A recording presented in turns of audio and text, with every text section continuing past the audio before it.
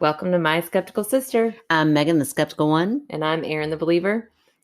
We're back again. Yeah. And now we have a very fancy microphone. We do. I got a birthday present. He was like, it's kind of a re-gift of the Christmas present. My husband gave us microphones for Christmas. And then for my birthday, he doesn't listen, so I can go ahead and say this. I'm pretty sure he kind of forgot. I'm pretty sure he kind of did too. Which cracked me up because he was trying to be so sly. So about 2 weeks before my birthday, he goes, what day is it? So I was like, July 17th? Why? And he's like, oh, well, somebody's got a birthday coming up. And I just, so that kind of gave me the like, oh, it's somewhere on his radar, but he's just not paying attention to the days, which I get, especially summertime, whatever. Well, then the night before, and this is where it's like one of those things where, am I being mean or is it mean that he forgot? I don't know, because I thought I should just let him off the hook and just remind him nicely, like, so for my birthday, what are we doing? Or, Yeah.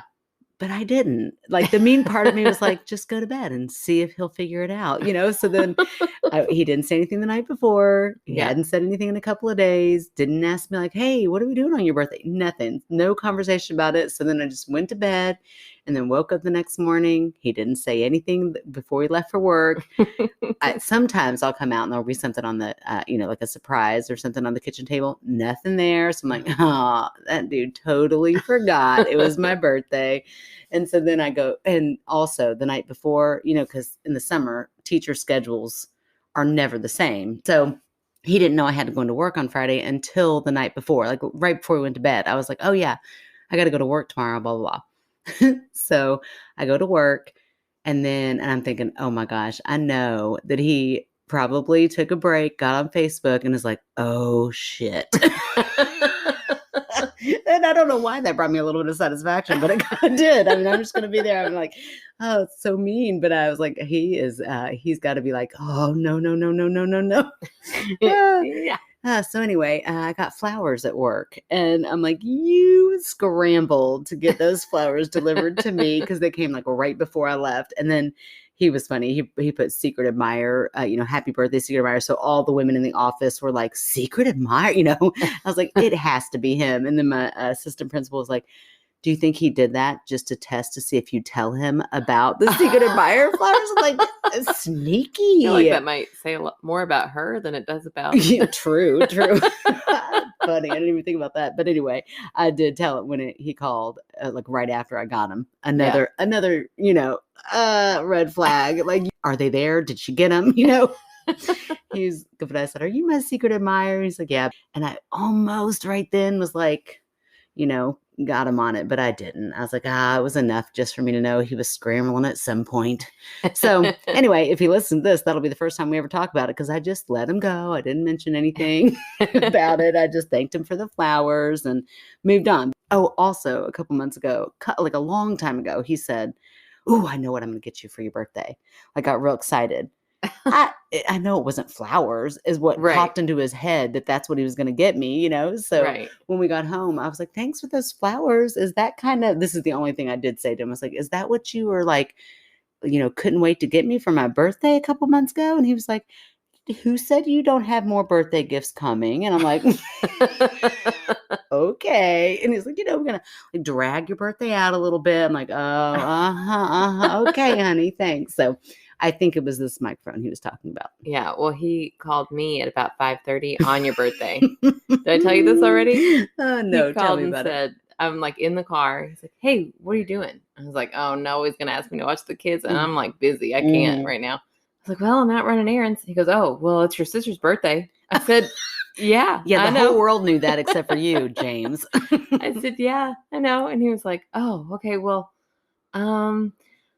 what do you think I should do? The night of at 5:30. Oh my gosh. He was like, the Oldham County Fair is in town. Do you think I should take her and the kids to that? Have you ever met your wife? I said, I don't think that she would like that. No. 90 degrees wet. Yeah, and he pitched that idea to me, and I think my face said it all, like, oh, that's what you want to do on my birthday is for us to take 3 children of all different ages who can't ride the same thing. Yeah, none of them can ride the same thing. Oh, it'd be One of them horrible. can't ride anything but the stroller that she hates. Yeah. So I'm like, oh, in 90-degree weather, going and running into acquaintances that I haven't seen in 20 years. No. Unless you're listening. She would have loved to run into you. You are the exception. But like other people that, I'm like, oh, I can't remember their name. I don't know who they are, but they know my name and that's awkward and whatever. Or I know their name like way too well. And they're like, who the hell are you? And I'm like, oh gosh, this is all awkward. Either way, I was not down for it, especially the night of my birthday. I'm like, no, that's something I got to gear myself up for. Yeah. And tell myself at least the children will have fun. But not on my birthday. They probably wouldn't have. Like, Miles would have been pissed that he couldn't ride all the things Blake would want to ride. Yeah, no, none of it sounded fun. It would not have been a good night.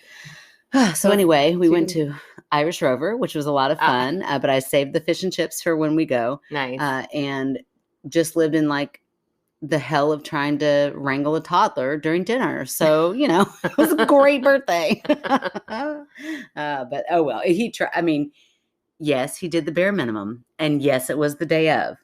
But God love him. You could tell he felt bad, and that's all I need. And sometimes that's what I'll say is like, as long as I feel guilty, right? I'm like, yes, exactly. As long as you feel guilty, I'm okay. Oh, that's awesome. Well, I had a really fun thing on Sunday. Oh. Can I tell you about it? You know about it. Yes, I do know about it. I feel so bad about it. Yes, we have a fan named Amy, and she is a Reiki masseuse. Yeah, I guess. Is that what they're called? A Reiki really technician, probably. Okay. I don't know. She performs Reiki. She does Reiki. I don't know. She is a technician of Reiki. Yep. That's what she is. Uh-huh. And she was like very gracious and offered us massages. Yes. Free Reiki. So Sunday kind of snuck up on me. I lost track of the day and. Yeah, we both lost track of the day. I got my alarm. It was a good reminder of like, I should set my notification for longer than 30 minutes before the event. Especially something that never happens. Right. So I'm in my pajamas at 10:30 in the morning on Sunday. And it was like, in 30 minutes, you have Reiki with Amy. I'm like, oh my gosh. And it's like across town. Oh no. So I got ready. I mean, in no time at all. So I was not cute, but she didn't seem to care. Well, and I have children at this age who cannot be left alone. And then James had an issue with his car and all sorts of stuff that I had to be there. So unfortunately, I didn't get to go. But you went, and so you're going to tell us all about it. And then she was so gracious. I reached out and apologized to her profusely. I'm like, I am so sorry. We are so appreciative of the fact that you offered this. And then here we are being jerks and forgetting about it. We're just like total divas now. Total divas. Like, I'm sorry. We'll take that free Reiki when we're ready for it. You mean you didn't send a car for us? Well, then in that case, we can't make it. And I want white M&Ms on the way there. Like, and it's like somebody who has specific M&Ms that they have to have. I'm sure. Oh, weird people. No, but we just forgot. And she was so nice to say that she will redo mine. So we're going to reschedule mine. So yes, I cannot wait. Tell me all about it. Did she touch you? That's the biggest thing I want to know. Okay. So when I got there, she was like, I do things a little different. I don't like to get a lot of backstory before I do anything. I want to just go into it kind of blind. Okay. And she gave me the options. She said, I can either not touch you at all. Okay. Or I can lay my hands on you in a few spots. And like that was my head, stomach, knees, feet, and neck. Something like that. I would be like, yes, yes, yes. No stomach. Everywhere else. Yes. So I told her, I was like, I mean, I don't know. I've never done this. She said, I can get results either way. Oh, and I said, well, just whatever moves you. If you're like, I need to touch her head, touch my head. That's fine. Oh, there you go. I like how you gave her that freedom. Yeah. So I said, go for it. I don't know what I'm doing. You do. You're in charge. Okay. So it started, and I put a little like eye pillow over my eyes so I couldn't see anything. And she mentioned, she was like, try to meditate, try to listen to your breathing, try not to be thinking about whatever you're thinking about. Right. Which I did a horrible job at not doing. Hard. My brain, I have the hardest time getting it to stop talking. It's practice. It really is a practice. Yeah. And I am not practiced in it. So like anytime I would start to wander, I was like, okay, no, seriously, think about waves, think about, but it wasn't, I never fully got out of my head. Not fully, but every once in a while I got there. Yeah. But so it started, I knew she was touching my head and my neck. And then as we get going, I feel pressure on my stomach, just like a hand, but Okay. it's definitely there. I feel it there. I'm like, oh, okay, well, this is awkward. Like, I feel like I shouldn't breathe deep. And I was like, no, just breathe. Be normal. It's fine. So I'm breathing. And her hand is there for a long time. And then I hear her behind my head, and she like rubs her hands together. She was nowhere near my stomach, but I could still feel her hand. I could still feel pressure. It wasn't ever her hand there, I don't think. Huh. I know, very weird. Okay. I also felt some pressure, like as soon as I laid down and she started the practice of it, I like started feeling pressure in my head, like kind of building. It wasn't like a headache and it wasn't painful, but it was like pressure. And then towards the end, that started getting lighter and lighter, and then it was gone. Huh. Interesting. Yeah. Yeah. So we did all of this, you know, the whole session was about 45 minutes. Okay. And then when it was over, she's like, okay, now we're going to talk about where I felt your energy. I'm going to talk about your chakras. Okay. So I've never had anybody talk about my chakras. I want to know all about your chakra. What was your chakra like that day? Oh, I've been so excited to tell you. So she said that my root chakra, which is at like the back, like bottom of my spine area, was good and clear and fine. I'm like, that's good. Great. It's good to have a clear bottom. Really worried about chakra. My root chakra. And then I said bottom chakra. It's not a bottom chakra. Well, when you said like lower back, that's what I was like. Oh, like your butt chakra is doing well. Good. Then the next one. Oh, how is your butt chakra? She said, now your second chakra is like where all your sex organs are. And I was like, oh, let's get into that. Okay. And she said, it is outstanding. Girl, getting it. I told Kevin, I was like, you're welcome. And maybe thank you. Maybe your chakra's doing so good because he's doing so good. Y'all got it going on. But then everything she said was not sexual at all. Oh man, I would be like, well, let's go back to that area and talk a little bit more about that. Right. Well, she said that your second chakra is like where your creativity builds. Oh. And she said, so it makes sense that you're an artist and that your creativity is like really on track. It's doing great. She said, but your chakra that's like right, like at your gut, which is where I felt the pressure. Yeah, where I felt that pressure. She said that was really blocked. Oh. And she said, so I spent some time there, and then I, was working through there, but not the pressure. It wasn't her still. Okay. She said that I was like blocking my creativity, whether it was self-doubt or maybe I felt like I wasn't deserving of something and I was holding myself back. And I could relate that very much to the fact that I am a new-ish teacher. And I will often be like, maybe that's too weird and I won't do that. And I do stop myself a lot when it comes to things like that because I'm like, well, it's been years since I went to school for this. Yeah. So I know that I do that all the time. Huh. Interesting. And I'm even holding back, like I want to do this cool Hogwarts house class management thing, but I know it's going to be a lot of work. It's going to be so much work. And so I've been hesitant about it. I did go ahead and get the supplies that I needed for it, but I'm even still like, maybe it's too much and maybe I need to let it go because the kids don't know about it. So it's not like they would be disappointed. Right. Kind of like the fair. We never talked about the fair, so they never got disappointed about not going. That's right. But she was like, I think you should do it. Like your creativity is there. It wants to do it. And you are the only thing holding you back. So go for it. How cool is that? I know. It was really neat. She also said it was really interesting because she got up to my heart and she said, I was really surprised because there was some hardening around your heart. And I wasn't expecting that because she said, I know I don't know you, but I've listened to your podcast so much that I feel like I know you. And I wasn't expecting that. But she said that maybe I was just in a recent argument and like I'd built up my walls a little bit. And I totally, Gavin listens, so I hope he's not offended. I won't get into the details, but we did get in a little argument and it was actually a healthy argument. It needed to happen. And I think we're better for it. But, it had just happened. It had just happened 2 nights before. And my walls are up a little bit, not really against him, but just like, I'm protective right now. And I can feel that. There. So it was weird that she said that. Isn't that crazy? Yeah, it's very interesting. Very interesting. And also what I'll say to that though is just because you have walls that come up around your heart from time to time, Yeah. or just because you've been in an argument, doesn't mean you don't have a healthy marriage. Oh, Doesn't of mean that course you not. aren't fully madly in love or anything like that. So, Right. and I think that's that's important to say, not just because Kevin's listening, but also because Kevin's listening. She loves you, Kevin. But, I think, sometimes we get in this world of like Instagram photos or Facebook where everything looks so happy and everybody's so much in love and everybody and real life is happening behind all of those images that needs to be. It's okay for there to be. And I mean, in my own relationship, I put walls up all the time. Yeah. Luckily, and this is what you strive for, is a partner who notices that and works hard to help you take those down, and vice versa. So, so I think it probably makes sense that you're in a relationship and you had some walls up, because those are going to go up and down a lot. Yeah, it was really very cool, very interesting.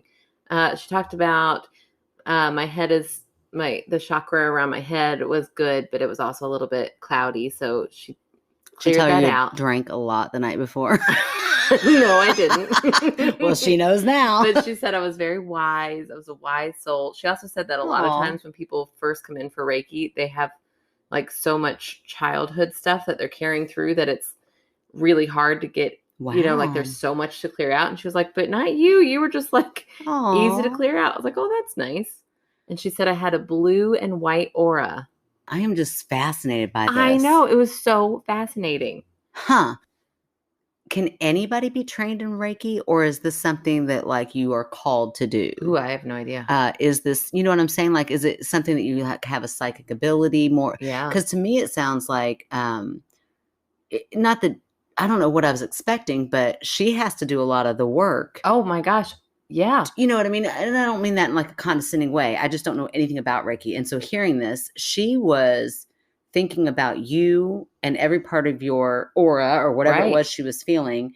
And yeah, like that's a lot of work. Yeah. She even said, I could tell you, this was another thing. I could tell that you were in your head a lot. Like I had a really hard time in the beginning. And you did, because you couldn't get your thoughts to settle. Yeah. She said it took at least 20 minutes for you to kind of settle in a little bit. And she said, and then right when I was clearing out that gut chakra, that chakra right there where I felt the pressure, as soon as I got it clear, I heard you start sighing deeper. That's what I was going to say. I wonder if it's the breath. I wonder if like in Reiki training, you know what I mean? There's some like what are they paying attention to the most? Yeah. Is it just energy that's coming off of you and they feel that energy? Or is it like, so when almost the way you respond to when they touch you, does her heart rate slow down? Does it quicken? Does it, so if I'm around their head and she starts breathing like she's uncomfortable, does that mean like she has a blockage? Or, you know, how closely related is it to the physical? Right. It definitely sounded like it was much more energy based. And she even said, like in her beginning talk, I know you're going to have this too, so she might tell you the same story, but she said, the more you can clear your head, the better. For instance, once I had this client, I hope it's okay to tell the story at first. Once I had this client who the whole time I was trying to work on her, I kept seeing her moving boxes. I just saw boxes like the whole time she was moving boxes. And finally at the end, I said, I had a hard time getting you to relax. All I could think of was you moving boxes. And she goes, I just moved. And it's all I could think about was where I needed to organize everything. She said I was in my head the whole time thinking so about it is a bit psychic. Yeah. I mean, you really would have to be able to tune into that person's energy. Yeah. To see that. Okay. So I haven't had mine yet, and I'll let you know afterwards. But I've always said energy I believe in, because like I said, when you go walk into a room, you can feel the energy of the room of like, oh my gosh, there was just a fight in this room. Yeah. Nobody's talking. I mean, a lot of it is their body language and it is like facial expressions, and you're kind of reading that pressure, but you feel it. The room just feels heavy, you know? So, so that is fascinating. Like how you learn. That's my question. Can you learn to tune into that energy, or is it just something you already kind of know how to do, and then you kind of hone your craft? And I don't know. Wow, I can't wait. I will. I'll definitely ask her when I go. I can't wait for mine now. That is so. And also, you know, whether you go into the full-on skeptic or believer side of it, like I said, when I went to the psychic that I saw, anytime you have that little space to dive deep into yourself, whether it starts in something that you fully believe in, like a psychic or Reiki, or what, you get this time to just focus on yourself. And that seems to me so therapeutic. Right. And she led you to places like your creativity feels blocked. And whether that was truly because she felt that energy, or she just kind of knew that you were an art teacher and led you there. I don't know. You know, you got to a point where you were like, I'm going to go for it, and I'm going to try this out, and I'm going to take this step. And that's pretty cool. You know? So she gave me homework that I need to, like, anytime there's a choice, I need to go with my gut. As soon as I decide, she's like, don't second guess it. Go with your gut. So you might even want to like check back. Like if you chose a different traffic route or, you know, direction, maybe go back and check and see if there was a lot of traffic on the other way. She's like, you've got really good intuition. Wow. That you second guess a lot. So stop doing that. Okay, but can you not do it when you're driving because you're not the best driver? Oh my gosh, you jerk face. I just imagine you all of a sudden running a red light because you're like, I just went with it. It was my first instinct. Okay. I'm just kidding. I'm just saying, you know, then you brought up traffic and I got real worried. Oh my gosh. I told Mom about it tonight, even though I was a little nervous. Oh my gosh. What did she say? She loved it. She was like, that is so cool. Oh, see, you never know, I know, with Mom. it's always She's so surprising. Yeah. She'll go one way, and then you are into that witchcraft, right? You never know what she's going to say. You're going to burn in hell. No, she's never said that. She's probably thought maybe she said it once or twice. It's been a while. Yeah, she's calmed down a little bit there in that realm of things. But oh, that's cool. So she thought it was interesting. Yeah, I know she thought like, oh, this is a bunch of phooey when I started. But the more I talked, she was like, well, that's so interesting. Yeah, I mean, I think she definitely got to a lot of things that you were going through, right? You know, and whether that's her, like I said, tuning into the breath or tuning into the way you're reacting to her different. She even said, she was like, I haven't listened to the podcast in weeks because I didn't want to know any background stuff. Wow. So I was like, oh no, well, we need to get Megan in here so you can start listening again. Yeah, as soon as possible. Right. No wonder our numbers are going down. Our numbers are going down because of Apple. I know. Stupid Apple. Ugh. Yeah, guys, if you're having a hard time listening to us, it's because Apple won't upload. And also, if you're having a hard time, you probably won't listen to this one either. Let's hope. I know. I even thought we need to tell everybody tonight, if you are on Apple, complain. But if you're on Apple, you don't know to listen to this and complain. So, that sucks. Yeah, I know. I wonder if there's a whole group of people out there who just think we're on a break or something. Right. We're not. We're chugging along. Come on, join us. We're not Apple. Ross. We're not on a break. That's right. Okay, so tonight I've got a good spooky story. All right, sounds good. Am I starting or you? I think you should go for it because I just talked for forever. Oh, okay. Sounds good. Okay, so this was a story that was submitted around the time of our live show. So I think that it's like was submitted for the purposes of being a Kentucky story, although she doesn't really mention Kentucky in here. So okay, but except for the title, Kentucky Ghost Story. Oh, okay. All right. So, but I thought it was a great story, and then I have a follow up that I want to read from a little article, and you'll know why immediately once I read this. Okay. So here we go. This is from Anna. Hey, ladies, this story is real dated, early 2000s, but still gives me chills to think about it. She is a baby. Early 2000s does not sound like it was dated. I know. It sounds like yesterday. It's so weird that people who are born in like the year 2000 can drink. Oh, they're legal so adults. Weird. That is so weird to me. Oh, that's sorry right. To blow your mind. Yeah, that's not right. That's all I'm going to say. Okay, I'm just glad they keep getting older and I just keep staying the same age, even though I had a birthday. Okay. This happened to me in middle school around 6th grade. Oh. Right? So she's a baby. Although I was... Oh my gosh. Are you a baby too? I was in middle school in 99. Holy shit, I am old. Okay. I went to a sleepover at a girlfriend's house. Her dad took care of a farm and they lived on the middle of it, not another house for acres. And then in parentheses, she says, I am totally used to that. Grew up in a house in the middle of the woods. The sleepover took a supernatural tone, as middle school sleepovers do, with silly games like Light as a Feather and the ever-reliable Ouija board. Oh, no. And then I love this next line.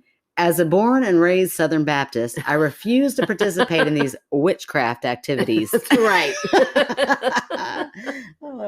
Fast forward to later in the evening, parents are in bed. 5 girls are awake gossiping, TV on in the background. We started hearing footsteps in the attic. It was creepy as hell. No one was up there. Of course, it was an old house and could have just been settling. But soon, the footsteps transitioned to the back of the living room, Ugh. right? You couldn't hear footsteps exactly because of the carpeting, but the even creaks of pacing in the back middle of the room. So you just hear something happening in the back room, right? That's awful. I know. Wait, in the room that they're in?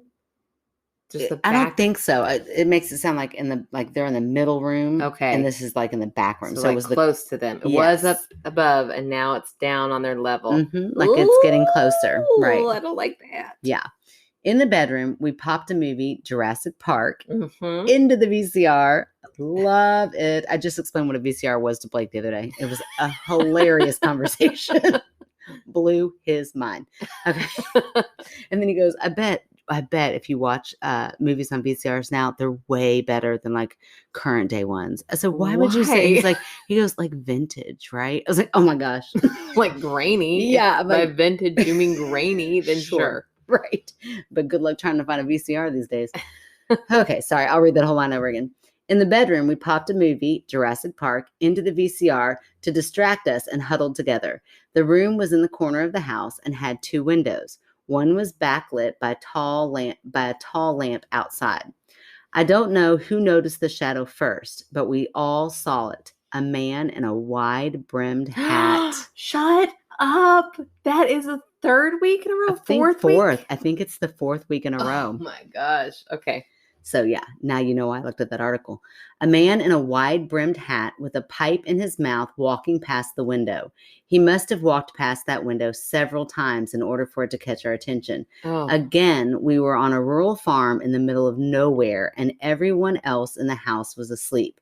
The night ended with copious praying. We never spoke of it again. We never spoke of it again. I'm just dying at these little girls. Couldn't you just all see them like huddled in a circle, praying? We did the witchcraft and now we're paying for it. We repent. Oh, I love it. And then she said, happy hunting. Isn't that cool? I think she thinks because we're ghost hunters. Like, I don't think she's ever listened to our podcast. So,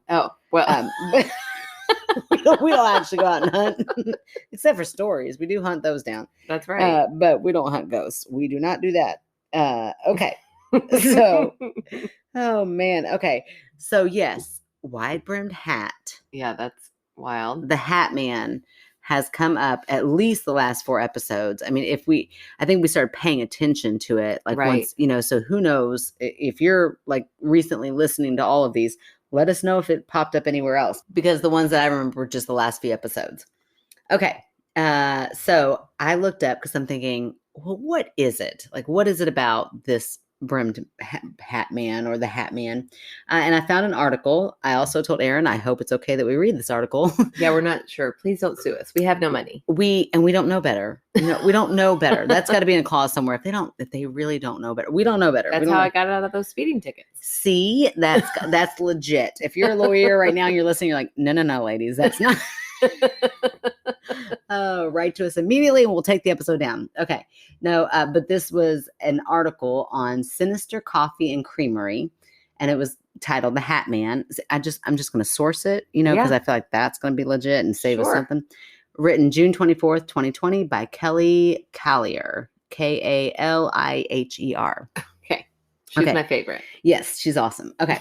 So we really love her and she will not sue us. And Kelly, please don't sue us. Right. And I'm not going to read all of it. So if you want to read all of it, please go to their website, which is Sinister Coffee and Creamery.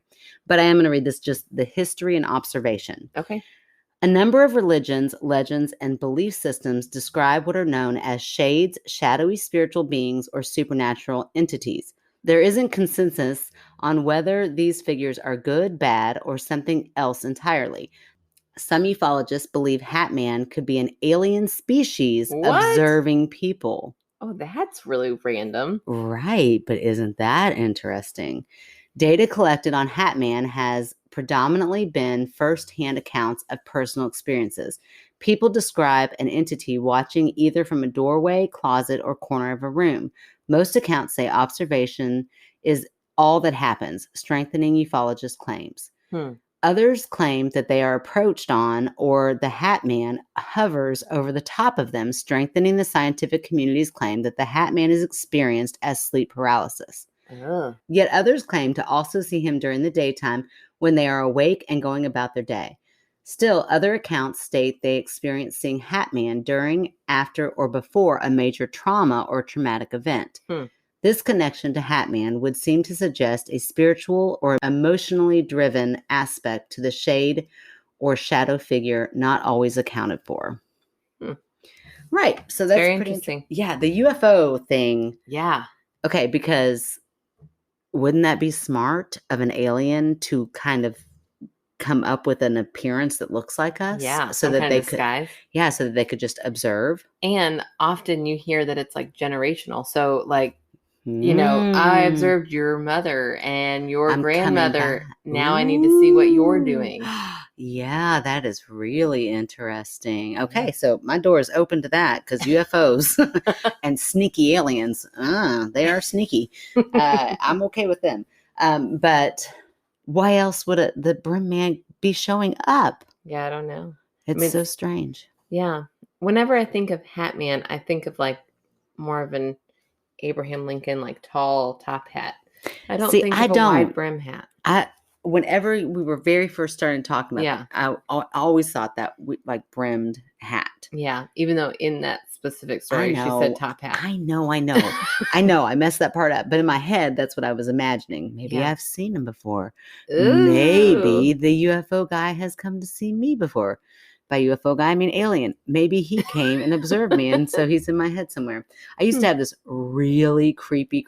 This is so stupid, but I can't believe I'm saying it right now. But this stupid, but frightening. I mean, it was terrifying dream when I was a kid that I would go to bed and everybody was normal, and then in the middle of the night, I would wake up and I would look out the back window and I would see you guys, my entire family, around a campfire.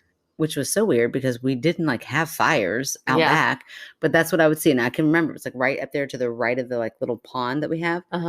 And everybody would be around a fire. And it was like you all were doing some like ritual. And I knew that I couldn't interrupt it. Like I just had this feeling of like, don't go near them. Ew. And then you all like unzipped. Oh my gosh. Your whole like skin, and underneath it, you were like white, like no faces. Bulbous heads, like came out like these, like you were aliens, basically, like the body snatchers. I feel like you watched the movie Witches too often. Oh, probably, for sure. I mean, I'm sure it was all related to something, but that's what the brimmed hat being an alien kind of reminds me of, like that he puts on this human form to come and observe. That's sort of like Uncanny Valley, like. Okay, Stephanie talked about last week. Yeah, explain what that is because I didn't know what it was. So I had never actually looked it up. I had just kind of pulled from hearing other podcasts and kind of pieced together what I thought, and it was not fully accurate. So Uncanny Valley is like where they kind of appear human, but there's something off enough that you're like, oh, that's not really a human. Like I know it's not human. I feel like I've met people like that my entire life. Where I'm like, can't put my finger on it, but something's not right here. An uncanny valley about you. Oh, if I were still single, I would totally do that on like my next bad date. I'm like, I don't know what it is, but has anybody ever told you you're kind of uncanny valley? Which, by the way, what a weird term. Wonder where that came from. Yeah, I'm not gonna look it up right now. Yeah, and I'll probably forget later. So right. So if you know, write us in, Stephanie. Well, that story really made me think of when I was in middle school. Having a slumber party at Christine's house, and she used to have, I'm sure her parents still have it, this old picture of somebody, like one of their great Uncle William. They always called him Uncle Willie.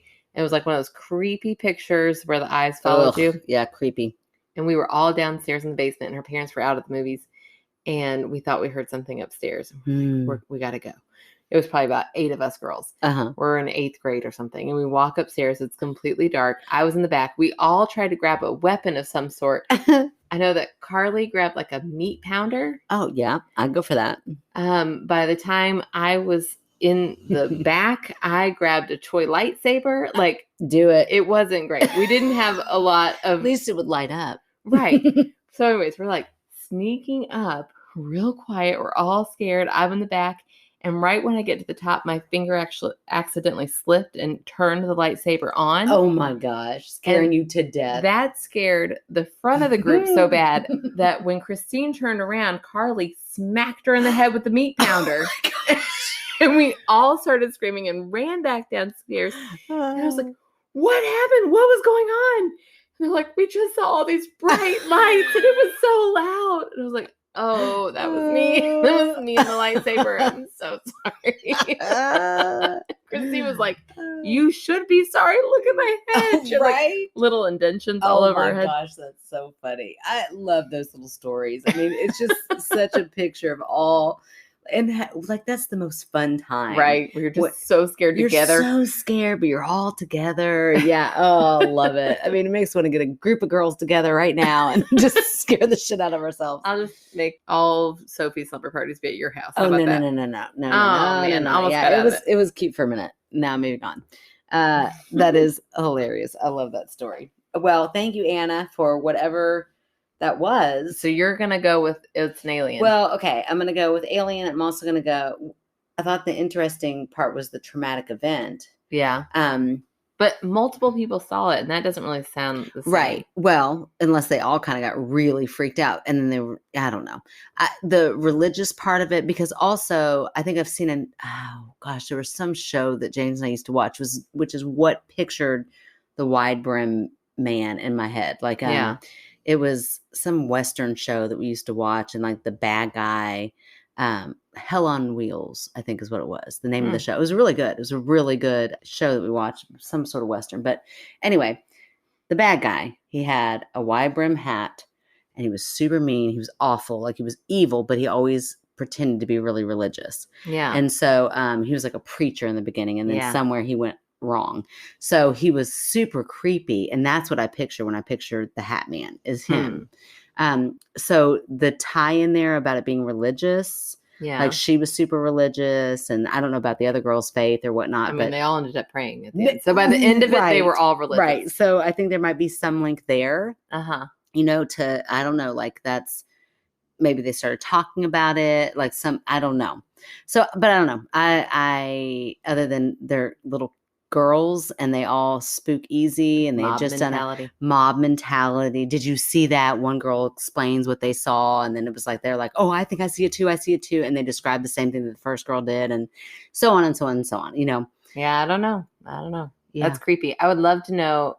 She mentions Ouija boards, but like, did anything happen on those Ouija boards? Well, she didn't participate, so I wonder how much she didn't. Like, did she go into the other room so she couldn't even hear it? Oh yeah, I mean that's a devout. That's probably what you're supposed to do. I would totally be like, I won't touch it, but I'm gonna watch this shit go down. I will be here for it, and right? I will. It's not in my house, exactly, and I will not touch it. Okay, well then it's on next Saturday night. My house. Oh my gosh, stop it! Too funny. Okay, here we go. Let's look at my story.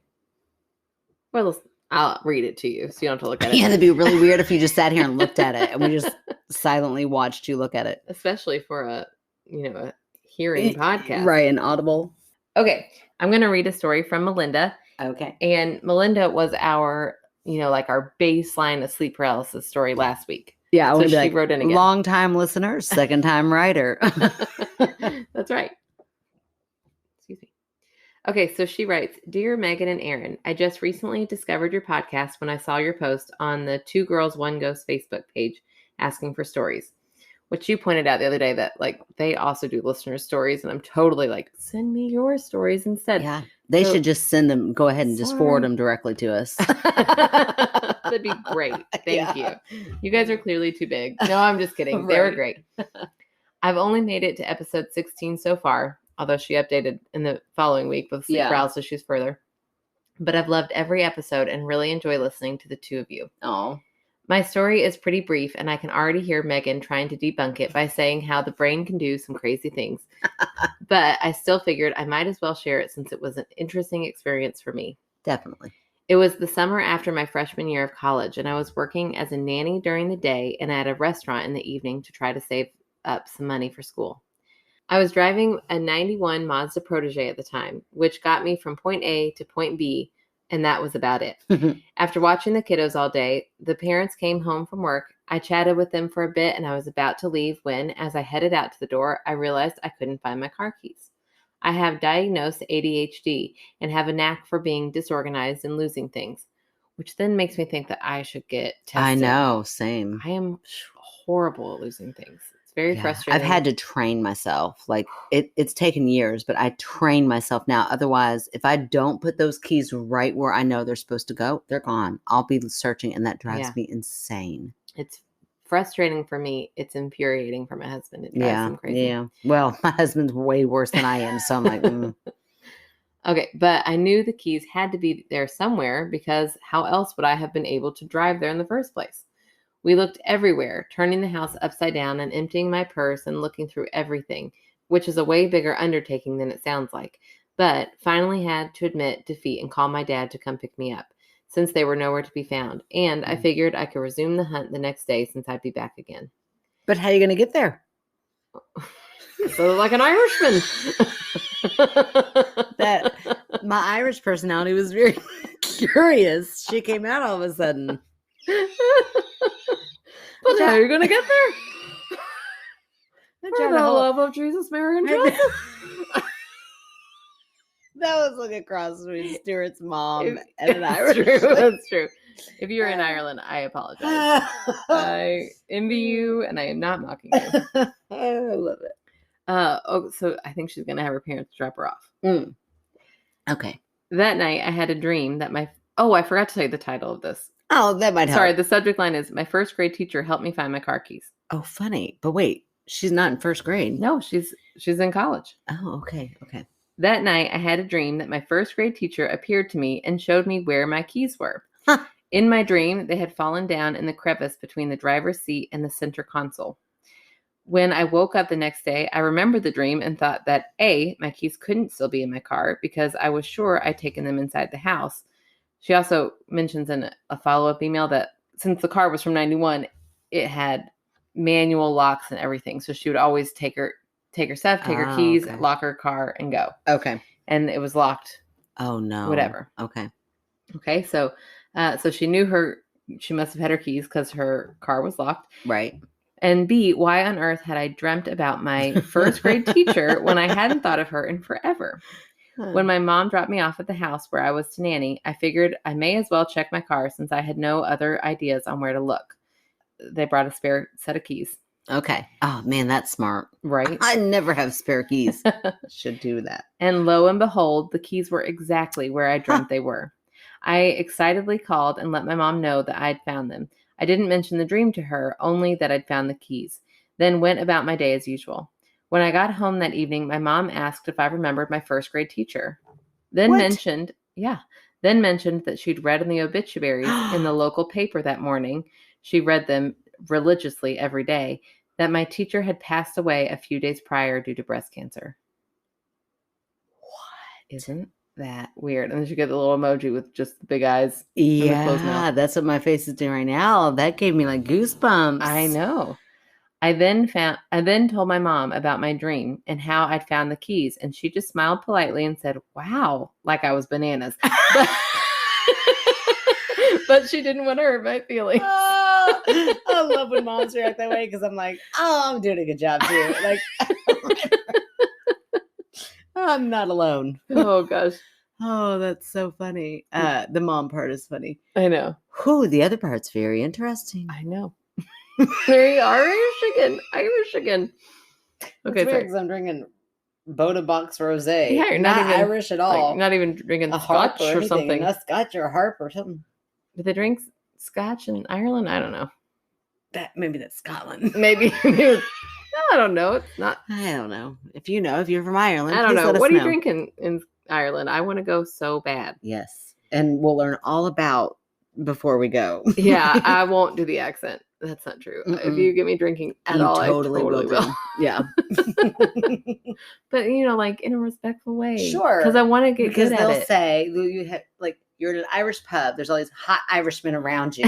You're laughing. They're laughing. It's funny. Like, you do our accent and we'll do yours. Yeah. And then it'll be hilarious. Yeah, right. See? Yeah, that's how it's going to go. Yeah, they won't be offended then. It'll be great. Not at all. They asked for it. You got to if they asked for it. It's fine. Oh, okay. That's really all there is to that story. Even though the experience itself was brief, I suppose I drug it out and made it lengthy simply because I have a tendency to be a bit wordy. Sorry about that. But whatever. I love it. No, yes. Melinda, quit being so hard on yourself, girl. Last couple emails. Oh, yeah, that's true. Yeah. Listen, Melinda, you're awesome. You are awesome. You're a great writer. That's what I wrote about. I was like, we loved your story. You called it boring. It was not boring at all. That was her sleep paralysis story. Yeah, that's right. And then this one is perfect for this podcast. Right. So interesting. She said, if you made it this far, thank you for reading my story. If nothing else, I hope it brought a smile to your face. Stay spooky and skeptical. All the best. I will stay skeptical because here's what I will say to that. No, I wonder a couple of things. Well, before the second part, I thought it was just going to be that she had a random dream about a first grade teacher. Right. So at that point, my debunk was, I wonder if her first grade teacher, like, really tried to help her with that skill of being organized and finding things, and like that, like, recovered memory somehow of her,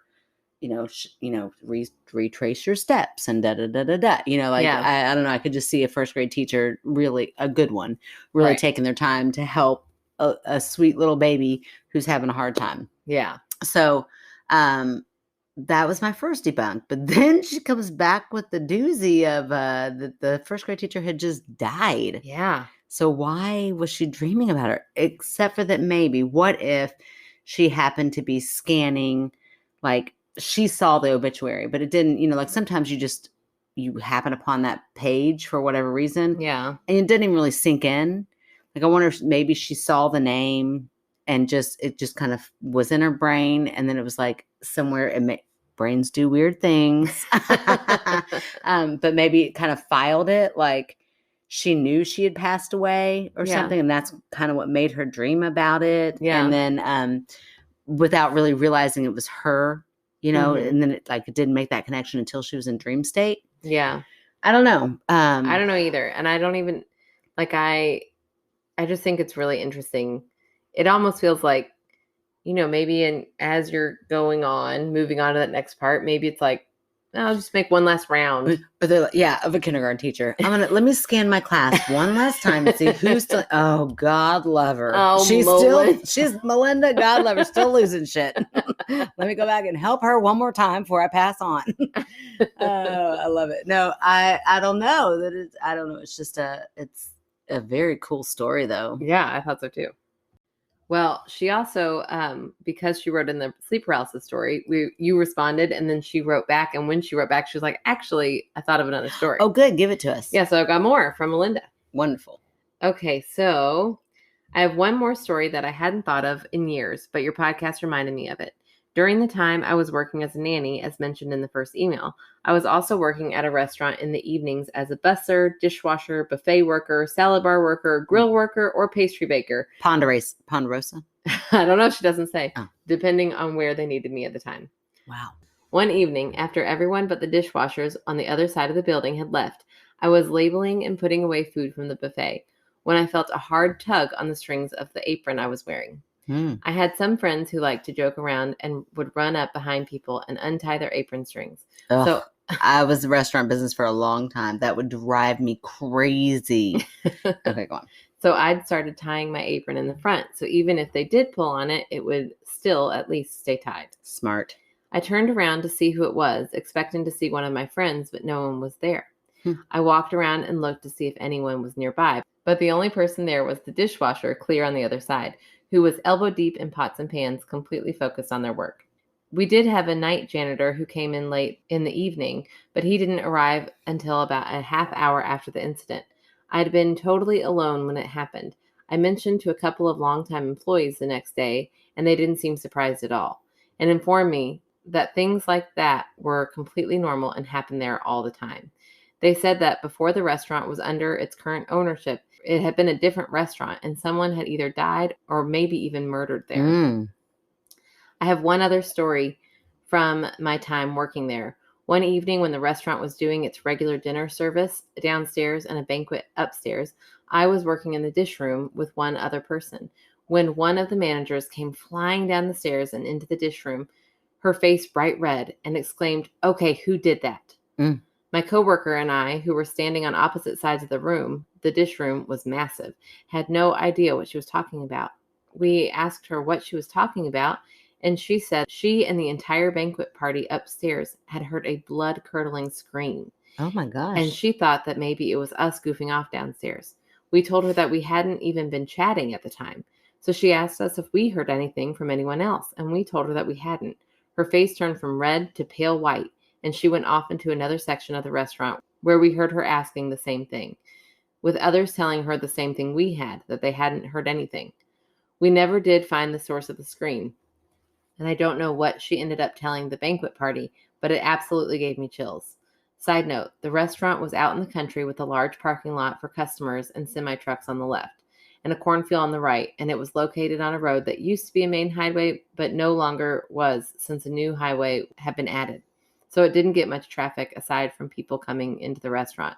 I'm adding this to say that there weren't any nearby places where someone else could have been screaming that could have been heard from the building. Thanks again for writing back. I can't wait to hear your next episode.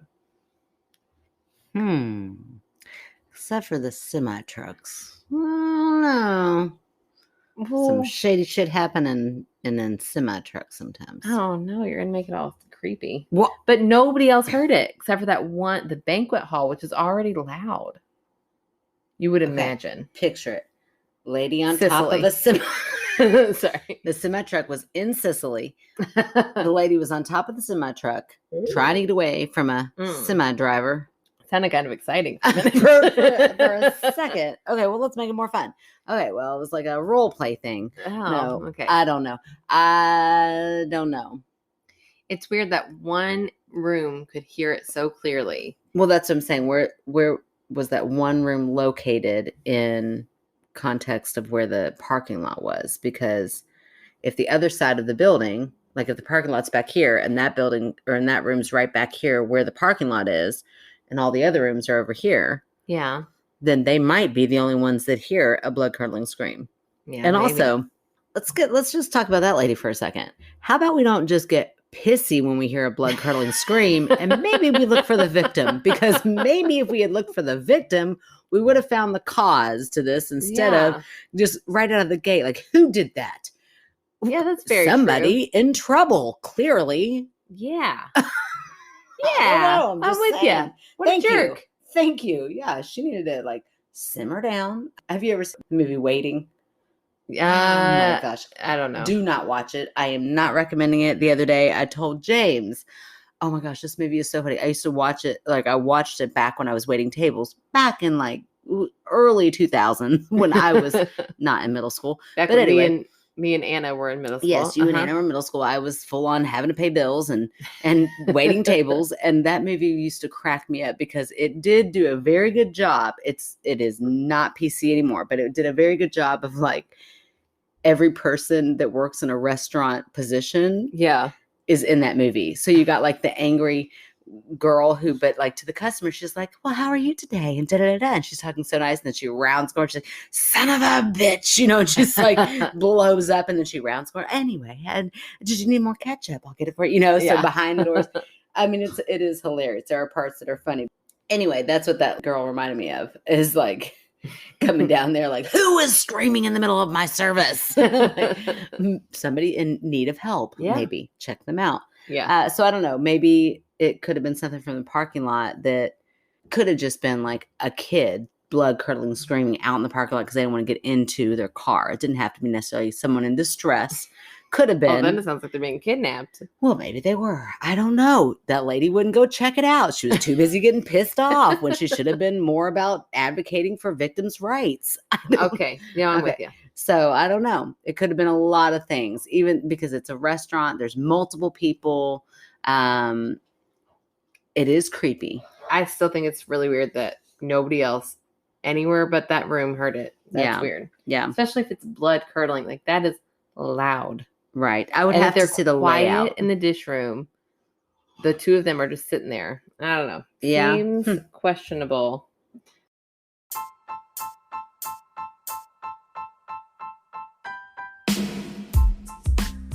Zimmerman Art Glass is honored to memorialize your deceased loved one or pet by enhancing their cremation remains in beautiful art glass.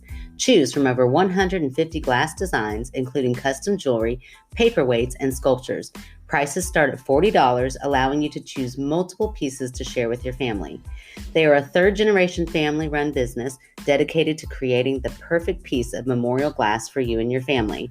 Visit their webpage at artzglass.com or call 812-738-2206. They encourage you to visit their glass-blowing studio to discuss your project and watch them work. They are located just 20 minutes from downtown Louisville in historic Corydon, Indiana.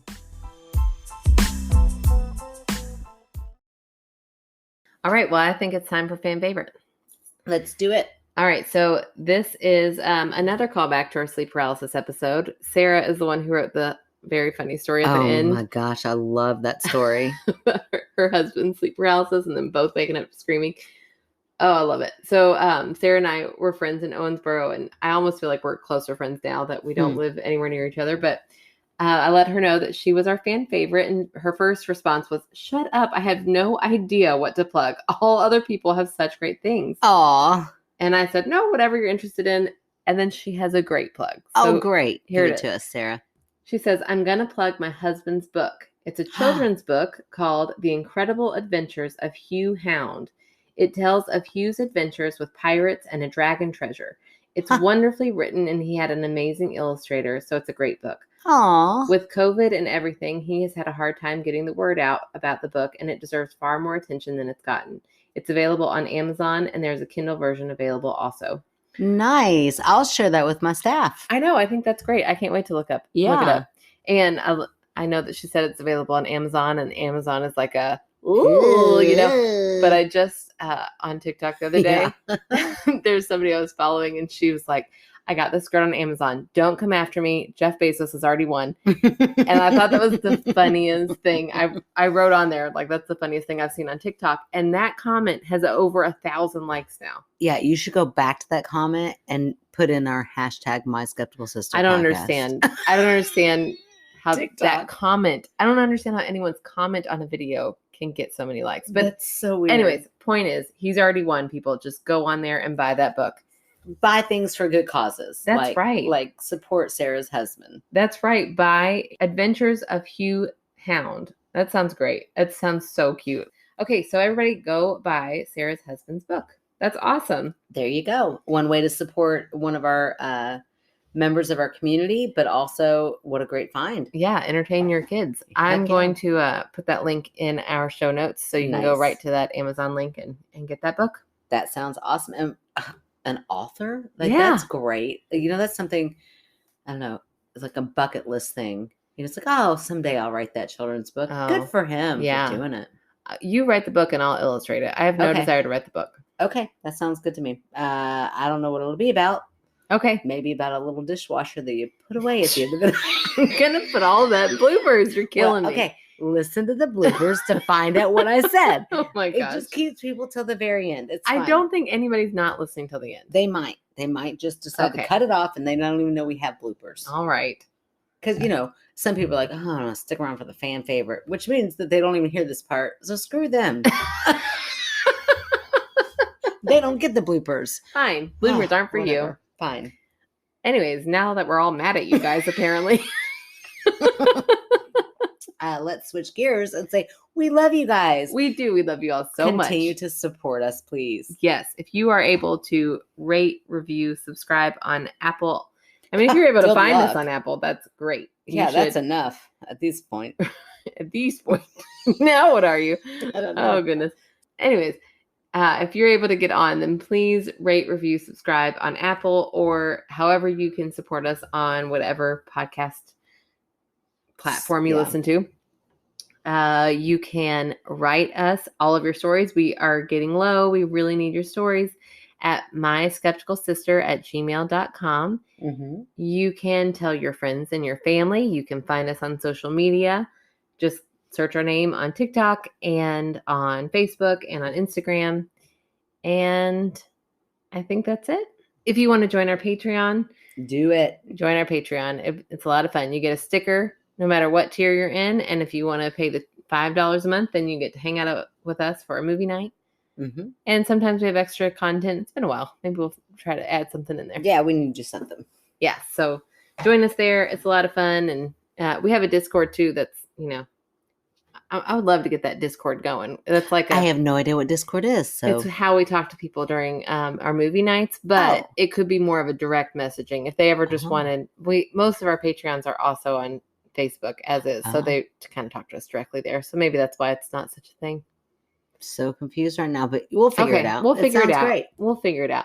So just keep supporting us. Keep listening. We love you guys. You all are great. Have a great night. La la la la. When they are awake and going to their day. Going, not to their day.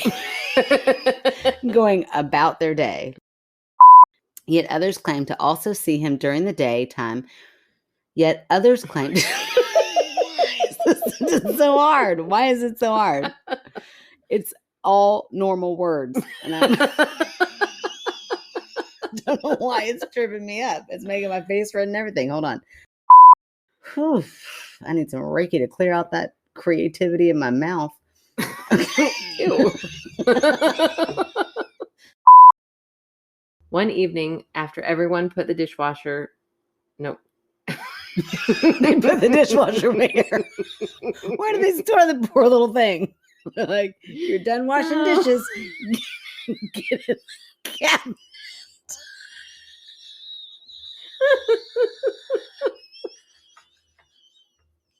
I'm gonna need a minute. Because I'm just picturing him. All done with the dishes. No. Time to go to bed. It's worse that the dishwasher and this is a person. Well, that's what I'm picturing. I'm picturing a dishwasher, like little, like person, man or woman, back there washing dishes, and they're like, "We're all done. It's time to put you away." The only person there was the dishwasher, clear on the other side. Stop it. Mm-hmm. They hadn't put them away yet. It's fine.